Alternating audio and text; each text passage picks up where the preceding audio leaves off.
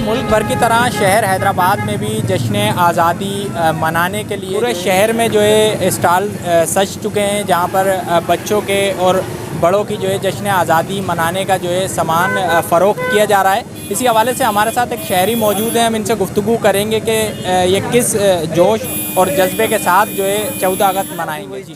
जोश और खरोश से हम लोग 14 अगस्त बना रहे हैं। सामान लेना है बच्चों के लिए, घर वालों के लिए, खुद के लिए, बेज, झंडे, झंडियाँ और भी बहुत सारी चीज़। शुक्र है कि हम मुसलमान और पाकिस्तानी कौम है, आज़ाद मुल्क है।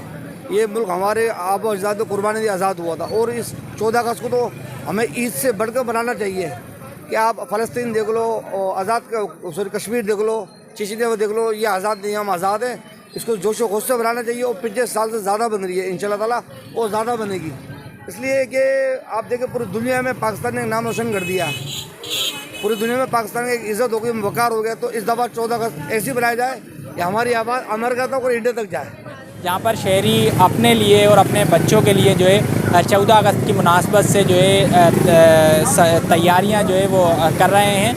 कोई पाकिस्तानी फ्लैग ख़रीद रहा है, तो कोई अपने बच्चों के लिए जो है कपड़े ख़रीद रहा है, तो कोई बेजिस ख़रीद रहा है। ये आपके सामने आप देख सकते हैं कि कितने लोग आ रहे हैं, कि कैसे ख़रीदारियाँ हो रही है यहाँ पे।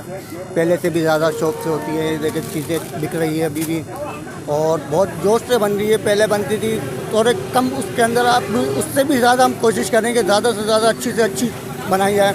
और स्टॉलों के ऊपर आप कितने स्टॉल लगे हुए हैं पूरे हैदराबाद के अंदर, आप देखते हुए आ रहे होंगे अभी भी। और इंशाल्लाह हम इससे और ज़्यादा अच्छी बनाएंगे। पाकिस्तान जिंदाबाद। हैदराबाद के शहरियों का कहना है कि जश्न आज़ादी हर साल की तरह इस साल भी जोश और जज्बे के साथ मनाएंगे। कैमरा टीम के हमरा इजहार अहमद, एतमाद न्यूज़, हैदराबाद।